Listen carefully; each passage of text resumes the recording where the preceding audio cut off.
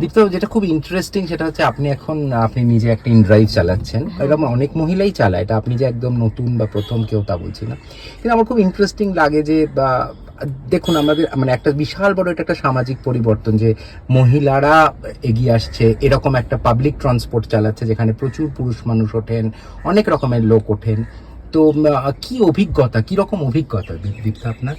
অভিজ্ঞতার মধ্যে বেশিরভাগটাই ভালো অভিজ্ঞতা, কারণ ফিমেল দেখলে বেশিরভাগ প্যাসেঞ্জার খুশি হয়। আর খারাপ অভিজ্ঞতার মধ্যে এটা আছে যে রাস্তাঘাটের লোকজন ফিমেলদেরকে বলে না যে সহযোগিতা, এটা একদমই নেই। সবাই এটাই ফিল করে যে ও মহিলা চালাচ্ছে, তার মানে তো নিশ্চয়ই কিছু ভুল করবে, নিশ্চয়ই স্পিড থাকবে না গাড়িতে, বা ভুলভাল টার্ন নেবে, মানে একটা হয় না যে মাইন্ড সেট আপ, সেই ব্যাপারটা লোকের এখনো আছে। মানে রোড ড্রাইভিং সিটে ফিমেল, তো সেটা নিশ্চয়ই কিছু ভুল করে, মানে এই একটা ডাউট ফিল আছে। সেটা কেন আছে সেটা আমি জানি, সেটা চেঞ্জ হতে মেবি অনেক সময় লাগবে। কিন্তু আবার এরকমও লোক আছে যারা খুব অ্যাপ্রিসিয়েট করে, খুব বলে যে না ঠিক আছে এরকম ফিমেল। স্পেশালি আমার একটা অভিজ্ঞতা আছে, সেটা হচ্ছে আমি একদিন রাত্রি 9টার সময় গাড়ি, আমি খুব একটা লেট নাইট চালাই না, তো 9টা PM চালাচ্ছিলাম। তো একজন ফিমেল প্যাসেঞ্জার আমাকে বলেছিলেন যে আপনাদের মতন যদি ফিমেল ক্যাব ড্রাইভার থাকে তাহলে ওনাদের খুব সুবিধা হয়, যে লেট নাইট হয়ে গেলেও যাতে সেফলি বাড়ি পৌঁছাতে পারে। তো সেখানে এখনো ট্র্যাকিং বা বাবা মাকে বলে রাখা হয় যে আসছি, বা যে এই নাম্বারে গাড়ি বুক করেছি, ওই অসুবিধাগুলো থাকে না। মানে যতই হোক জেন্ডারের তো একটা ব্যাপার আছে, তো সেখানে এই সুবিধাটা ওরা পায়। আপনার বাড়ি থেকে কখনো কোনো আপত্তি করেন? এই প্রফেশনটায় আপনি এলেন কিভাবে হঠাৎ? না, আমি 6 বছর চাকরি করেছি, আমি একজন ইলেকট্রনিক্স এন্ড কমিউনিকেশন ইঞ্জিনিয়ার। তো তারপর আমি এটা আপনি কোথা থেকে করেছেন? Jalpaiguri government engineering college. তো তারপর আমি অ্যাকচুয়ালি রিলোকেশন করব না, সেটারও অনেক রিজন আছে, যে আমার বাবার হঠাৎ ডেথ হয়ে যায়, তো মাকে একা রেখে আমি যাব না। সেহেতু আমি ডিসাইড করি যে না, কলকাতা থেকে কিছু করতে হবে। তো আমার একটু চ্যালেঞ্জিং জিনিসপত্র ভালো লাগে, তো সেই জন্য মনে হলো যে না, অফিসে তো 6 বছর কাজ করেছি, ওই একটা ফিক্সড টাইমে যাওয়া আসা করা, এই প্রজেক্ট কমপ্লিট করা, ওরকম একটা বাইন্ডিংসের মধ্যে কাজ করতে আর ভালো লাগছে না। তো ড্রাইভিংটা আগে থেকেই জানা ছিল।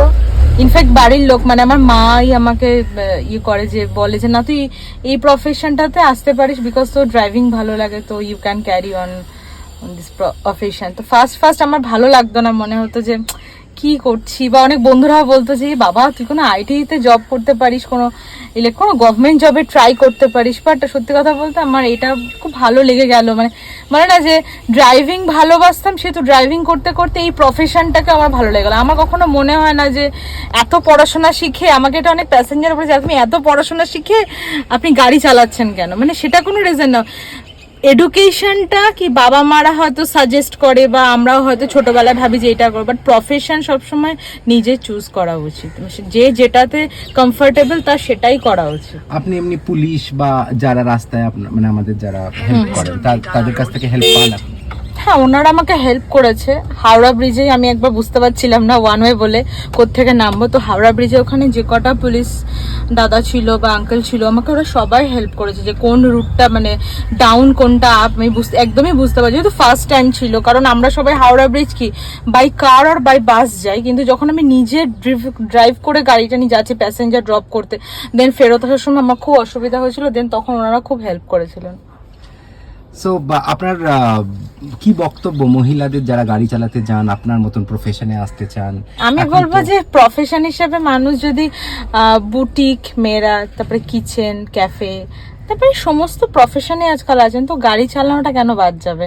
আর সেখানে মেয়েরা প্লেনও চালাচ্ছে, ট্রেনও চালাচ্ছে, ইভেন বাসও চালায়, আমাদের কলকাতাতেই আছে, ওয়েস্ট বেঙ্গলে, যদি সংখ্যায় খুব কম, সেটা 1 বা 2 জন।